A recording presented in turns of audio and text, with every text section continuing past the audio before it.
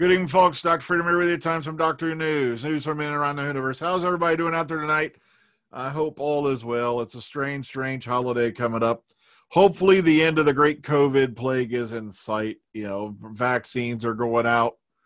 I can only hope we're back to normal sometime in the near future. But what is normal these days? Who knows? It's hard to just describe how much life has changed in just over 2020. 2020 has been a major pain in the rear. It really has. I know. It's like, I can't even turn my back. Look at this. Baby Yoda now has an entourage. And then I look over here and look, Baby Groot's hanging out with Ryoki now. It's just weird how things are spawning around this room. It could be worse, though. I could have gremlins. Or better yet, I'm not even going to go into that subject. Lots of weird crap going on. But let's get into the news, shall we? Let's get over this real quick. This will be a quick one. All right, first up, Doctor Who boss says he planned the whole thing with Jodie Whittaker's going, I'm on the wrong screen. Don't that suck? Okay. Now. All right, now we're on the right article. All right, Doctor Who boss says he planned Jodie Whittaker's timeless child twists from the start when taking over the show. Now, the Ruth Doctor was something he came up with at the last minute, deciding to flash back to a previous lifetime. But as we all know, he's not bogus here, because remember, the timeless child first got mentioned all the way back in the Ghost Monument. And we kind of knew it was going to, something to this. There's some meat to this. So when people were having opinions about the first female doctor, I thought, well, this is going to be interesting because we haven't even started yet, Chibnall told them. Now, a lot of people have been going nuts saying the timeless child storyline wrecked this, wrecked that. You shouldn't be changing the basic formula of Doctor yada, yada, yada. Matter of fact, they were saying this the second that it was announced the new doctor was going to be female. But I keep sitting here, I keep pounding into these guys' skull. If it wasn't for major changes, Doctor Who would have ended with William Hartnell back in 1966. There wouldn't have been any Time Lords. The Doctor wasn't even a Time Lord until the War Games. Gallifrey wasn't even named until the Time Warrior, third Doctor. You see what I mean? And also, you'd be having that original storyline where the Daleks came from the Dolls and the Thals came from the Thals. They hideously mutated, blah, blah, blah. And that's how the whole thing began with the Daleks. Terry Nation came back later and put Davros in Genesis of the Daleks. If they didn't allow him to do that, you wouldn't have had Davros, one of the key villains of the Doctor universe. Would have never existed. You see what I mean? You can't sit there and say, you can't do this and you can't do this. Otherwise, if you'd been doing that from the beginning, Doctor Who would have ended in 1966 with William Hartnell. It's that damn simple. The show has survived on change and innovation and risk.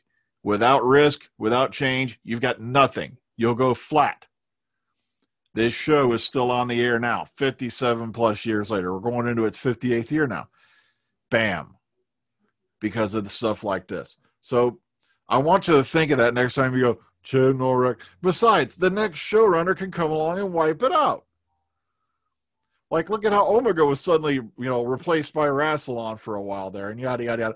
And the whole Time Lord history was changed with the Deadly Assassin. You see what I mean? It happens. It's a part of the show. Get over it. All right, Eccleston went out of his way to display his first script for Big Finish. Now, apparently in an interview with Lorraine, he said he'll come back to Doctor Who on TV when hell freezes over. But also keep in mind, folks, before you start going, oh, the Eagles said the same thing, and they reunited how many years ago? They would reunite when hell froze over. So you see what I mean?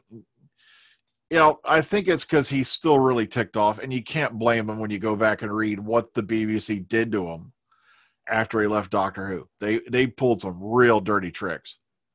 All right, so proudly displaying his script, which I believe is The Sphere of Freedom. Yeah. So it's nice to see that that's underway, that started, and that's, proceeding ahead. And that's something we have to look forward to in 2021 is Eccleston on Big Finish. We never thought it would happen ever, which means there's always a possibility. Capaldi's around the corner. If they can land Eccleston, the sky is the limit. All right, Chris Eccleston, talking with Lorraine. This is a nice short little interview, and I think he did this, if I remember right, from the Big Finish parking lot. So if you want to watch this one, it's about 7 minutes long. Very interesting stuff. Link below in the description box as usual. Dave Tennant's 10th Doctor will be reuniting with Ace, Leela, and more in New Doctor Adventures. And this is thoughts again. This is Big Finish news. And due for release in September of 2022, a new box set of Doctor Who 10th Doctor Classic Companions. We'll see him reunite, of course, with Ace, played by Sophie Aldred, Leela, played by Louise Jameson, Nissa, played by Sarah Sutton, and, of course, K9, voiced by John Leeson. Now, I've been wanting for them to get serial actors back on the show. And I really wish they would feel it would be classic companions. I'd say. There's no reason why they can't do it. It's just, I hate to say it, but there's one quote, and I can't confirm this. This is only rumor, and I've heard this once a couple of years ago. We don't want any old people on the screen in our new series. But that's one thing I did hear. And it's like, why not? School reunion, still probably one of the highest rated episodes of Doctor Who. And it united the classic and the current fans in a way no other way could. But I don't know. There's no plans to do this on BBC, in Doctor Who, the main show. But hey, Big Finish is running it for us. Here you go. All right, next up, Doctor Who bosses on Power of the Daleks and why they've changed them for 2021. And this is, of course, Chibnall and Matt Stevens going along, having their say on this whole topic. Okay, so there you go. Also, let's say, no, this ain't the article I was looking at. David Tennant, you bastard. Now, this was supposed to be an article talking about how him, Peter Capaldi, Jodie Whittaker, and all that appeared on what you call it. And the article changed since I was up here. So, my bad, I screwed up.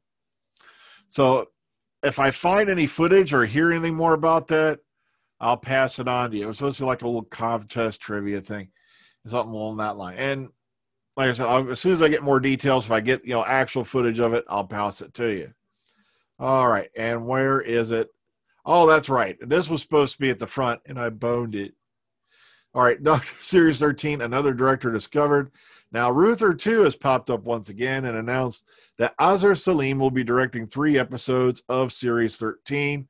Among his directing credits are The Conversation, Project Artichoke, Baghdad Central, and Muse.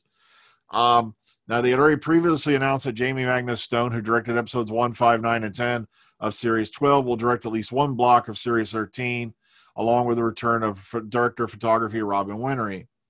So, here you go, yada, yada. Now, once again, there's still some confusion because on the one director's thing, it says Bradley Walsh is back.